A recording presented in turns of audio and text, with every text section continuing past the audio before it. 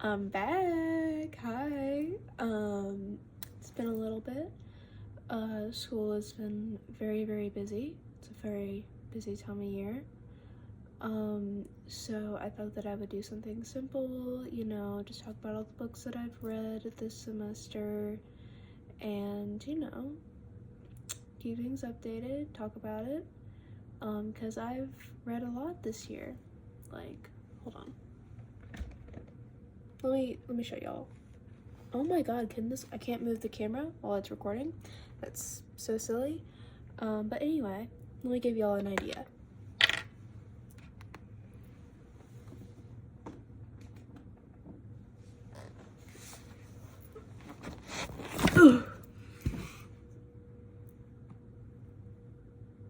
She likes to read. So yeah, I have read, hold on.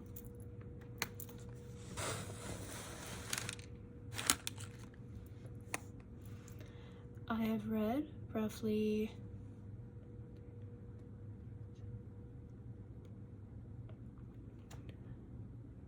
I have read roughly 15 books this year. There are some books that I've read that aren't in this stack because I don't physically have them. I listened to an audiobook version of them because I did not want to buy them. So yeah. Excuse me. But yeah, I'll just be talking about them, similar to how my reading wrap-up was. We're just gonna be showing all the books that talking shit about the ones that I don't like and talking good about the ones that I did. So starting off strong here, the book that I read in August, which is at the very bottom of the stack. Hold on, let me play book Jenga for a second.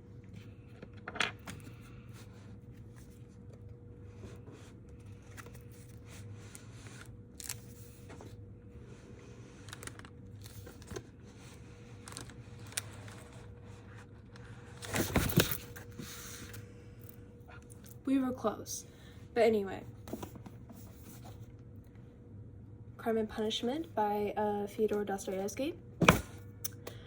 I see many people talk about how classics are very hard to get through because the language is old and sometimes you kind of don't really know what the author is talking about, and that's kind of what happened with me. Here we have a character named Raskolnikov who killed 2 people, and he spends the rest of the book getting drunk about it and being sad about it, which, it's the Russian way of life, I suppose. It was very interesting. I always love stories about descent into madness. There are a couple of other books in the shelf that are similar to that.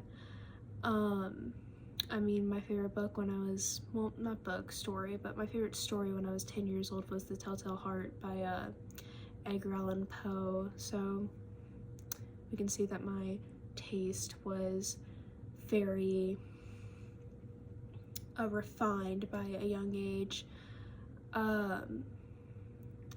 So I did enjoy this book, even though it was a little bit hard to get there and it took me a month to read. It was interesting and I really enjoyed it. However, I did need some help with an audiobook to get through it, which audiobooks are a valid way of reading, okay? Multitasker people, rise up. Shout out to you. But anyway, yeah, I would recommend this book. I feel like it's good to get into the classics and understand them because, all voices are valid, even the dead ones. So, yeah. Crime and Punishment, very good. I put it at I think I rated it 4 stars on Goodreads. By the way, follow me on Goodreads. So we're getting into September. We have another thick book that's, for some reason, at the bottom of the stack. Another thing of book Jenga. Here we go.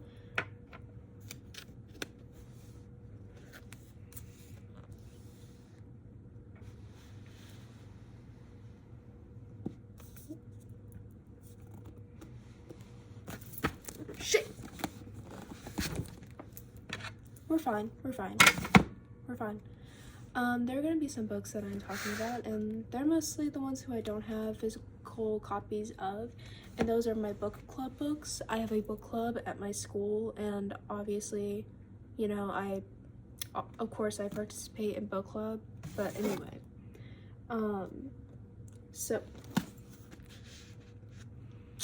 So I read the Hazelborn Ladies Motorcycle and Flying Club. This one was very cute. It was very, like, I wouldn't say cozy, but it had a very nice feel to it. It's about you know, this coastal town in England post World War II. No, sorry, post World War I, and it's from the perspective of this woman named Constance. I'm sorry, this is unscripted. I decided to just sit down and start recording. But anyway, so it's from the perspective of a woman named Constance, and she meets this woman named Poppy, who's very loud-spoken and brash. You know, she wears pants and she drives a motorcycle, and she has a passion to start to incorporate flying into the motorcycle club as well. And she kind of helps Constance to get out of her shell, and it does help that Poppy has a brother who was injured in the war that Constance is kind of crushing on. And it's just a book about, you know, English society at that time, which I thought it was going to mostly be a romance novel, which I'm not that into. I'm not really a romance person. Nothing wrong with that. I do have a couple of romance books that I like, and it's not like I don't mind reading romance. It's just not really my cup of tea. And I feel like that's just as valid as liking romance. But I did think that Constance, and I think the love interest name was Hugh, something like that. I think it started with an H. But yes, I thought that their romance was very cute, and it was very respectful. And overall, I really enjoyed this book. I thought it was cute. It's fun to read. Like, I think I finished it over the course of like a trip to go to a competition, like not 4 hours, that's insane, like a 7-hour trip. I know it's very fucking long, but what are you gonna do? But yeah, I would recommend this book if you want something like just cute and long to read. It's like 400 pages. I really liked this book. So the next book that we're going to be talking about is a book that I don't have a physical copy of, and that is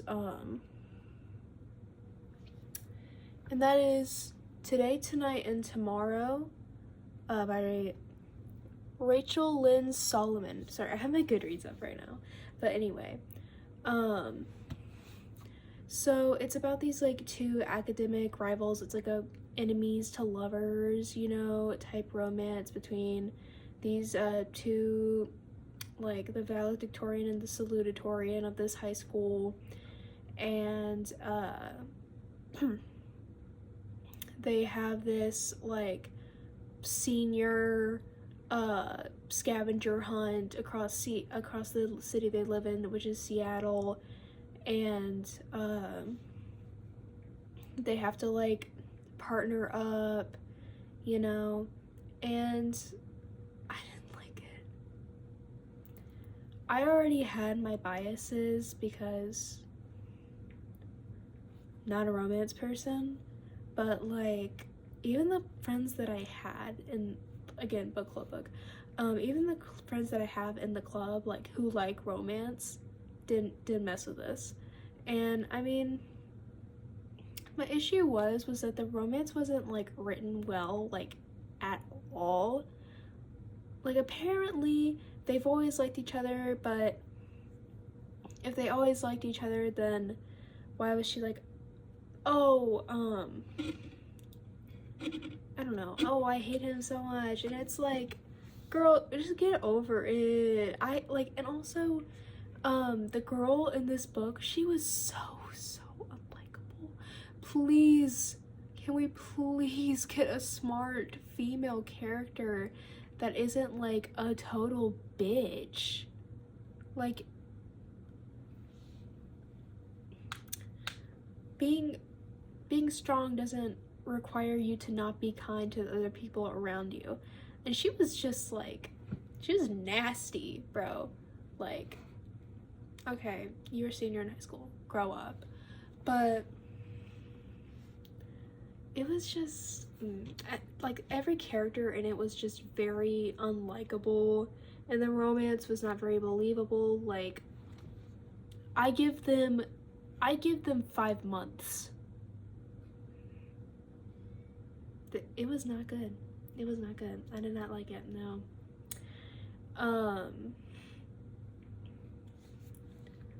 But thank God it was just a short read. I wouldn't recommend it, especially, you know, if you're just kind of starting to get into romance or something. Like, I would not recommend this to anyone, actually. Okay, moving on to October. We have my October book club book, the Southern Book Club's Guide to Slaying Vampires by Grady Hendrix over here, which may or may not have been the book that I recommended for this month. That was chosen. I really enjoyed it. I don't care. I really enjoyed this. It was disturbing, it was scary. It's about this woman named Patricia in like 1990s Georgia, I believe.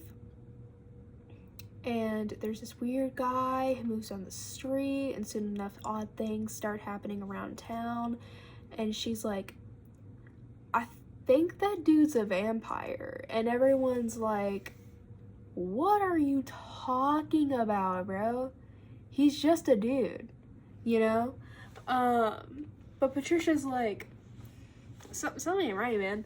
And soon enough, weird things start happening to her and to her family, and she's like, oh hell no, like, and it's very interesting. It's like a cool thriller aspect to it. There are some very disturbing and like kind of graphic things in it, and people in the book club dogged me for it, even though I didn't know about it beforehand, before recommending it. I just thought that it was a cool October book. But I come book club day, everyone's like, oh, that book was horrible, it was horrible. And it's like, like, I was kind of tweaking a little bit. But yes, I would 100% recommend this book. It was so good. See, I feel like that book was an appropriate way to write things that disturb the people and just disturb things.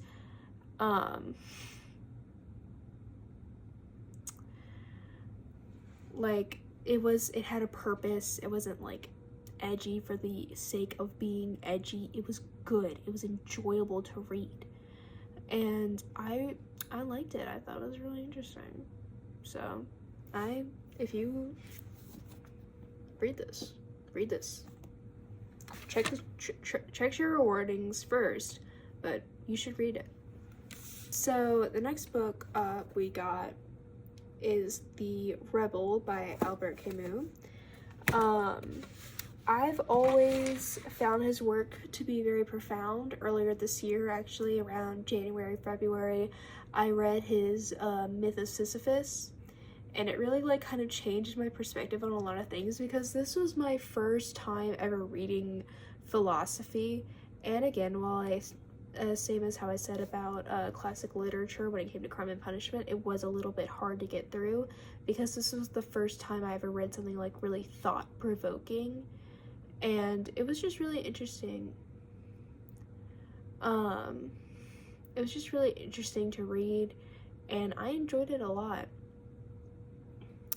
I would recommend this if you are thinking about, you know, reading Rebellion. I don't know. If you, God, my train of thought is completely ruined.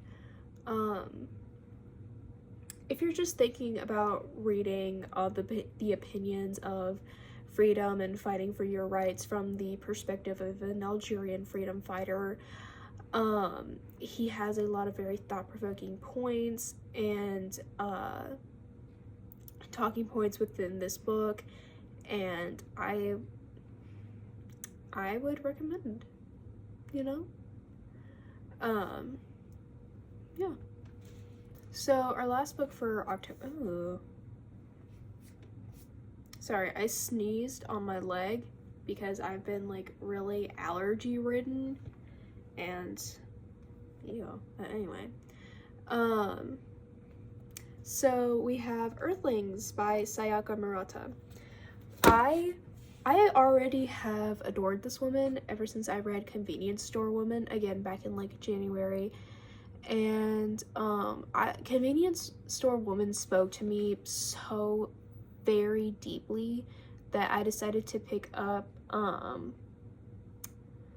Earthlings, and it did the same to me. Like, honestly, some of the things I related to so deeply, I felt compelled to pick up a highlighter and just highlight every single thing that I related to.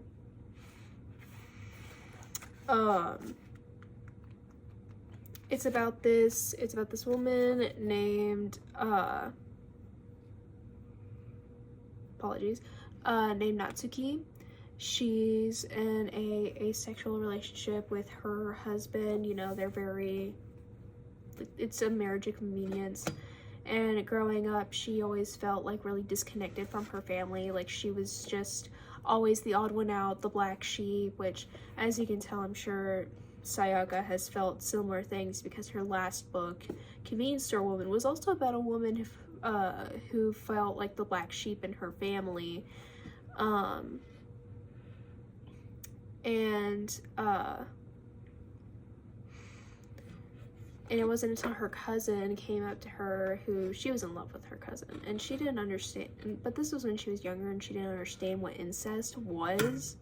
So she thought, oh, this is just a boy in my life and I'm in love with him because he's a boy and I'm a girl, you know? Which, I mean, I've never experienced that, but I'm sure that's not uncommon. But anyway,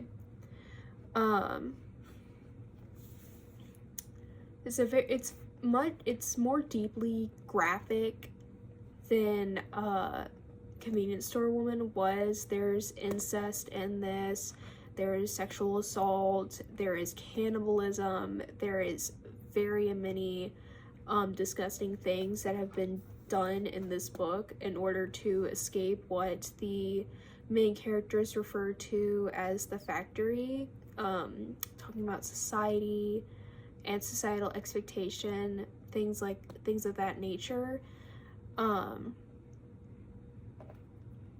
It's very, very good. It is so good.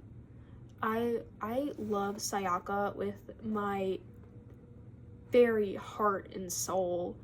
She speaks to me so deeply, and I would 100% recommend this book as well if you can stomach things that I've mentioned earlier. And if you haven't read Convenience Store Woman, I recommend that one 100 times more. Like, these books, if you've ever felt like just an odd person, if you know what it's like to be alienated, please, I implore you, read them. They will change you. Not for the better, not for the worst, not for the worse, but they will change you. So next up, we have another book that I don't have a physical copy of, and that is The 7-Year Slip by Ashley Poston, or Poston, I don't know. This was a romance book that I actually quite enjoyed. It's about a woman who whose aunt recently passed away, and she was very, very close with her aunt and was living in her apartment in New York, but this apartment has a weird tendency to go back in time several years to the last tenant that lived there. So this woman, one day, she's living her life, and she finds the apartment, goes back in time 7 years, and she finds a man, an aspiring chef, and she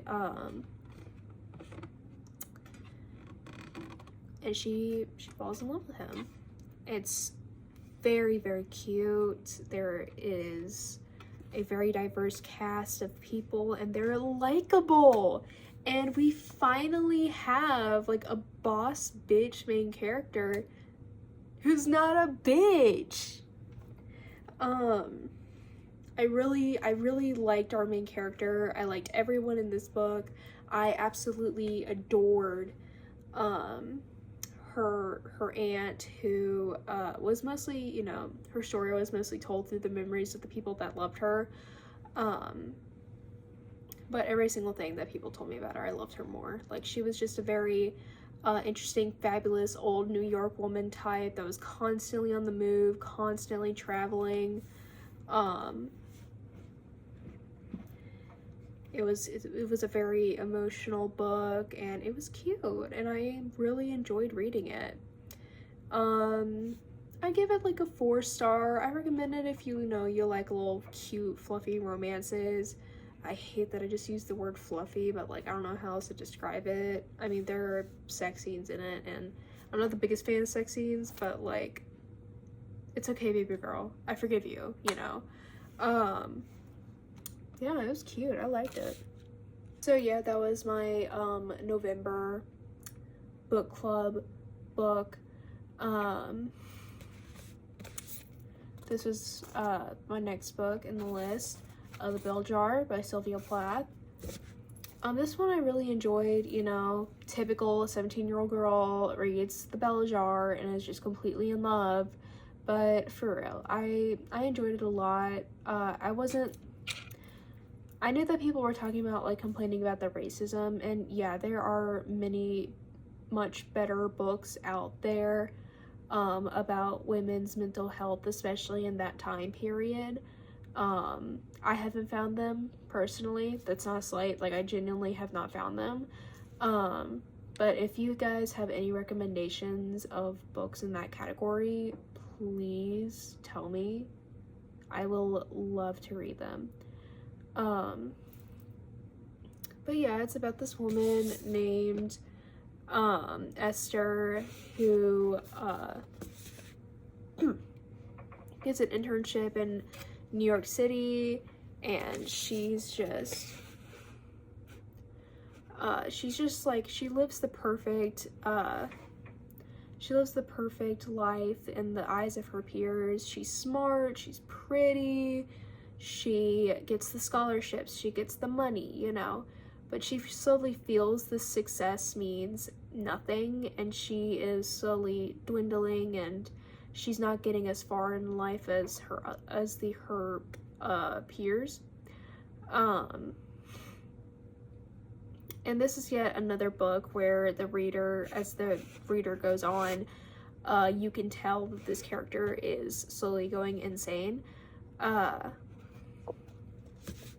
It is a very beautiful book, and I did relate to it personally.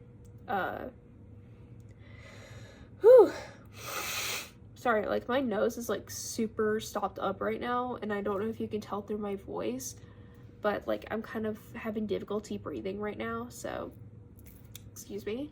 But anyway, yeah, I really enjoyed this book. 4 stars, 3 or 4 stars, you know, I would, almost all of these books I would recommend because I read books that I enjoy. So yeah, I would recommend, if you know you want to read a classic, you know, yeah, Bell Jar, good book. Okay, so at least this is my last book for November, Catch 22, by Joseph Heller. I picked this book up. Oh, I did not mean for that to be as aggressive as it was, but I found this edition like at an antique shop when I was like 11 years old, because I thought that classic literature was the only valid form of literature. So I got it, not reading what it was about or reading it in store to see if I liked it. I just got it. And thank God I read it at the age that I did, which is now, instead of reading it back then, because this book is so incredibly raunchy. It is disgusting. In which, I know, surprise, surprise, the book from the perspective of only men. I swear to God, this is only from the male perspective, and especially the male perspective of soldiers in World War II. So I understand, like, I can't really be upset that they're incredibly misogynistic. Doesn't mean I have to enjoy reading it. Because I did not enjoy this book. I thought it was disgusting, and there were some parts that made me giggle. There's some parts that made me go hee hee hee, you know. But whenever they were talking about like comfort women, and if you don't know what a comfort woman is in World War II, just look it up. I don't want to explain it. And a historical article could probably explain it better than I ever could. But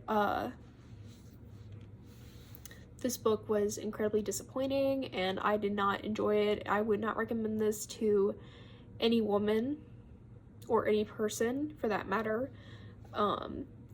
Incredibly misogynistic and gross, and overall unenjoyable. There were some parts that, again, it was a little bit funny in some parts, but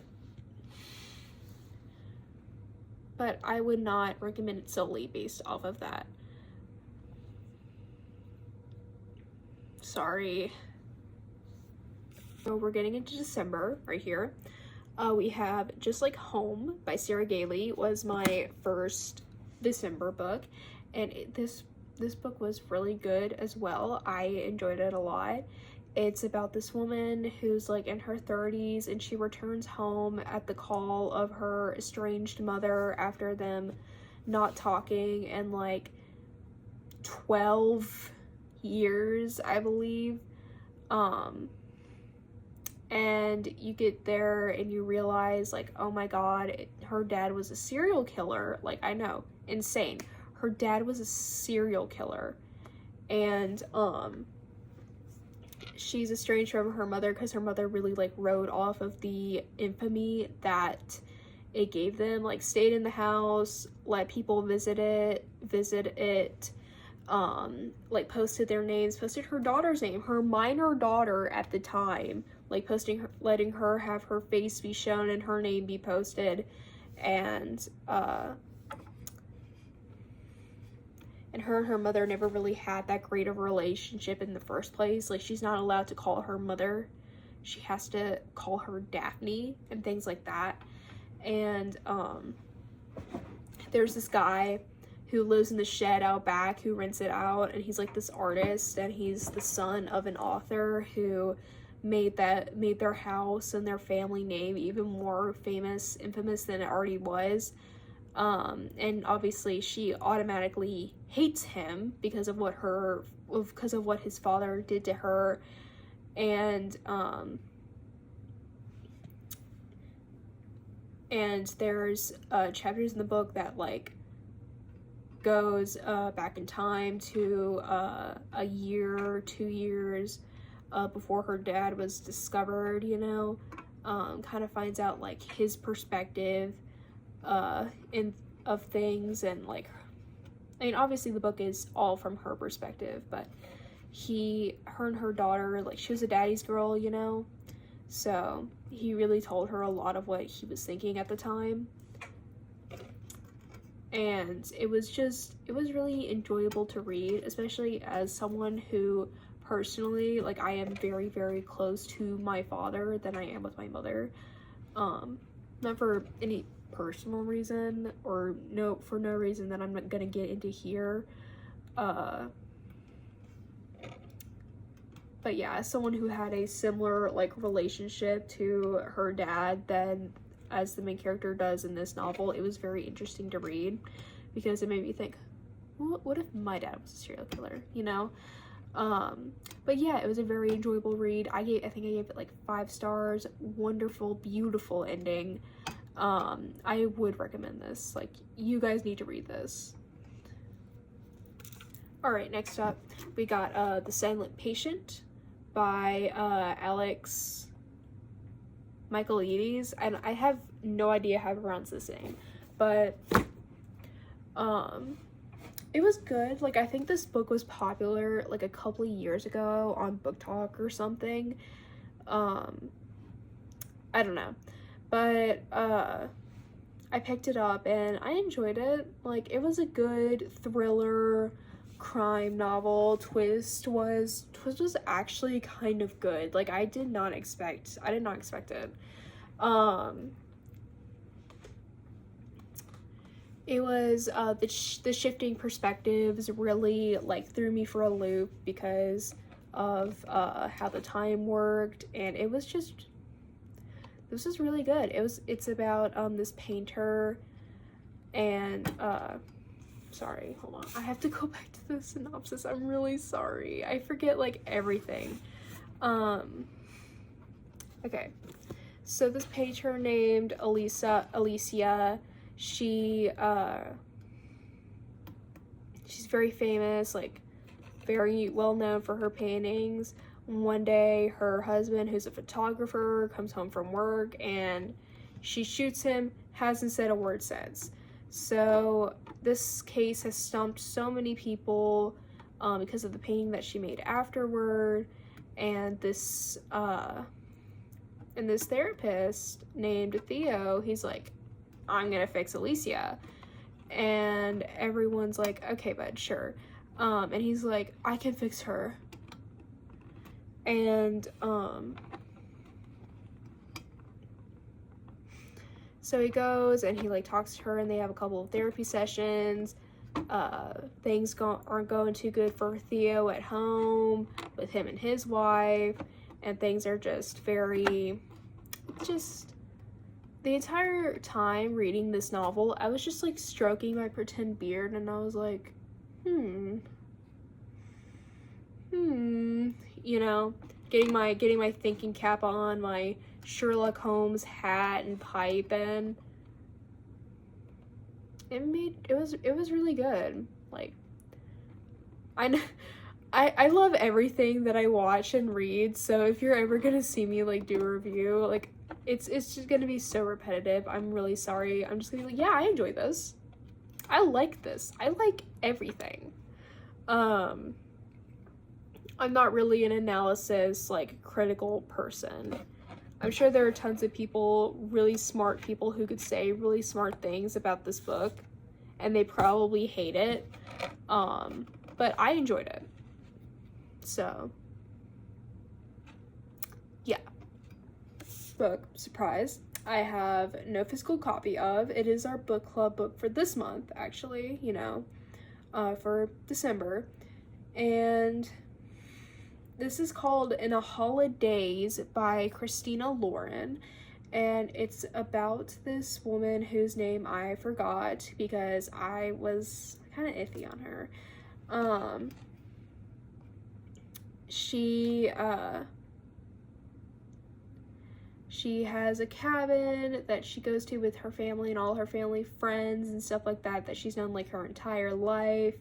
One day, you know, like right before everyone leaves, the night before, she makes a big mistake, and she drives home with her family, and she asks the universe, what will make me happy?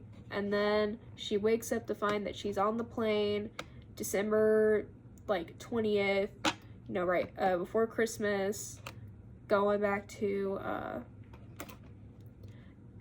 Cleveland, or not Cleveland, wherever the fuck the cabin is, Utah or something, which, okay, bro. But anyway,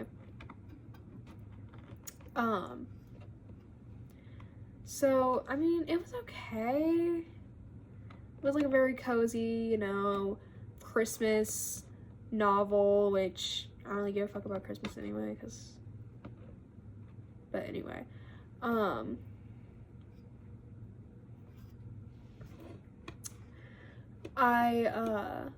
there was like a weird, what's it called? Love triangle going on with, our main character and these two brothers, and I already despise love triangles because Hunger Games like absolutely traumatized me, but I do not like the love triangle trope. I don't think there has been an exception, but unless it's done really, really well, I don't see myself making one. So that already kind of put a dent in my like for this novel. I mean, if you want to, you can read it, but like personally, I rate it like 2 or 3 stars. It was just like the Abby Lee Miller, you didn't stick out to me, you know? It was okay. It was just okay. Okay, so next up, we have The Good Daughter by Karen Slaughter, and personally, I have always loved Karen Slaughter. I read pieces of her when I was like 14, fell in love with her. She is a very good thriller, like mystery, crime writer. If you need something with a good twist, read her books. And that's exactly what this book has, a good twist. It's about these 2 women, Charlie and Samantha. See how I remember those names? This book put a mark on me. But anyway, so Charlie and Samantha, Charlie's the youngest, Samantha's the oldest. They have a father who's made a lot of enemies because he's a defense attorney known for taking on literally the worst people in the entire world. And one day, extreme violence like strikes their home, leaving their mother dead, and both the sisters like heavily injured and traumatized.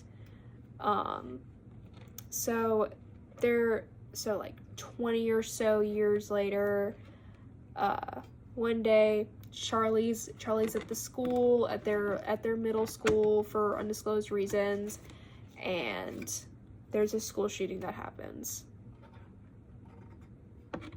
And Charlie's like, oh shoot, sorry. And of course her husband like is defending the girl who did it, and as they uncovered details about the case, soon enough the truth gets revealed about that horrible night that happened all those years ago. And it is just literally every single page is worth it. Like, you will be hanging on to every single word. This woman is a master at describing such horrible things.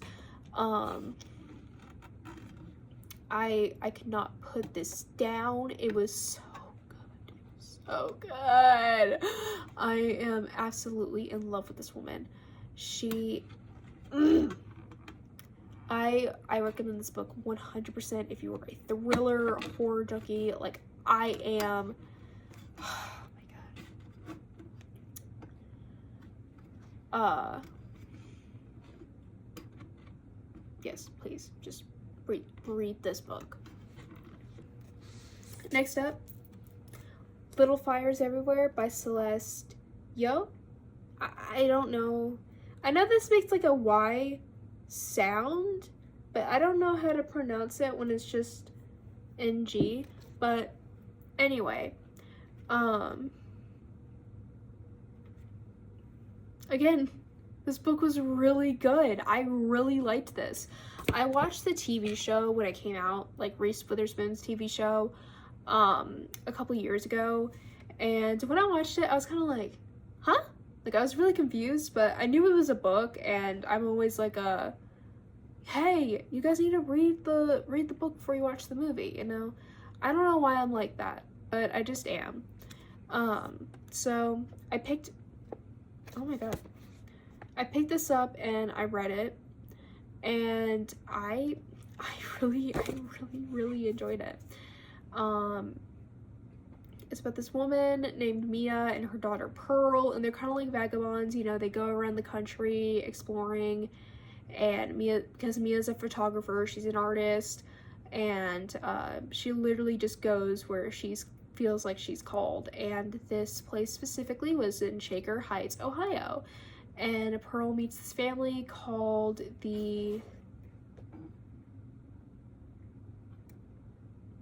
Richardsons, and they're very like typical suburban life, like 4 kids,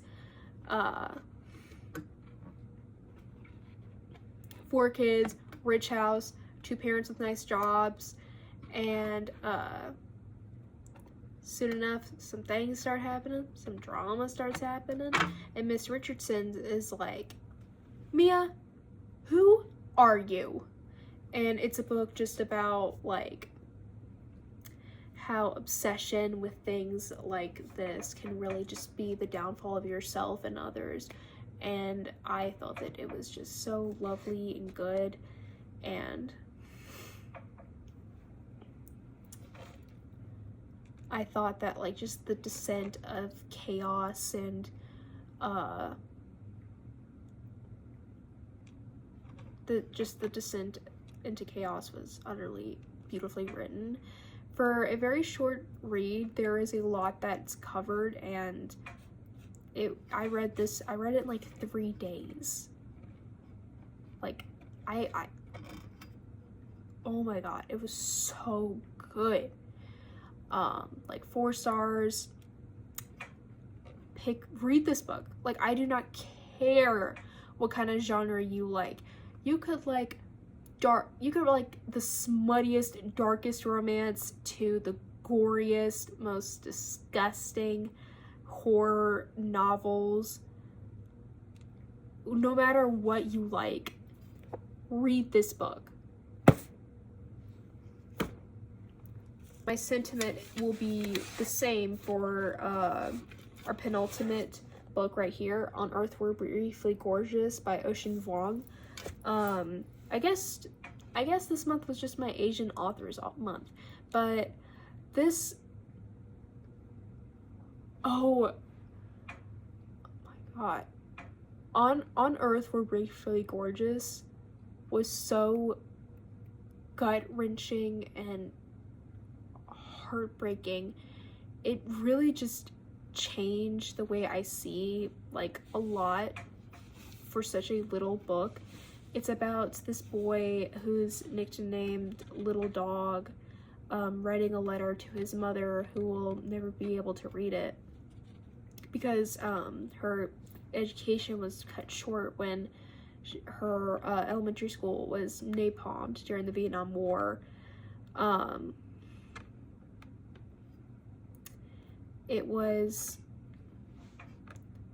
it's just about like him growing up and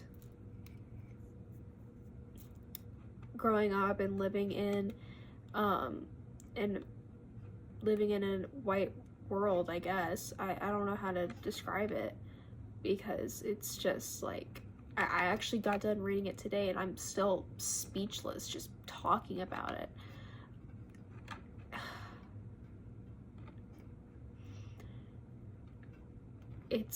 It's literally just so beautifully written. He talks about his romances. He talks about like the friends and the loved ones that he's lost, and it's beautiful. It's just, I'm literally gonna cry talking about it. It is such a beautiful, beautiful book.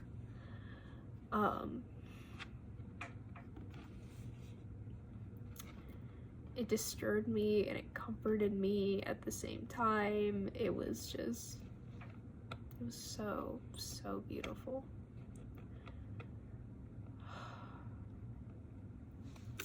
Anyway, on a lighter note, thank you for watching. I was going to include, I couldn't pick it up. I don't know if you could hear what I said. I couldn't pick it up. I was gonna include this, like, my grandma got this for me, but it's not really a book. I just read it for the lore. I love Gravity Falls, you know. I know it's kind of late, like, it's not, the hype has kind of died down, you know, but I'm really glad to have been able to read it as someone who's loved Gravity Falls as long as I have. But anyway, thank you so much for watching. I really appreciate it. I know I can be a bit of a yapper, and I know I talked about that secret history video like 4 evs ago, but I recently lended the book to my boyfriend, and he hasn't given it back yet. If you're watching this, hey, Logan, if you're watching this, give me my book back. But anyway,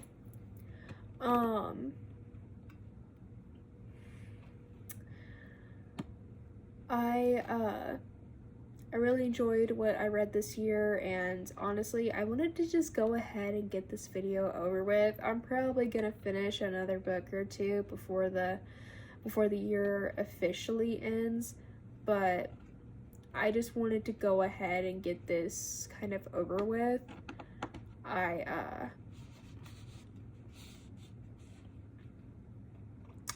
Yeah. Love you so much. Thank you for watching.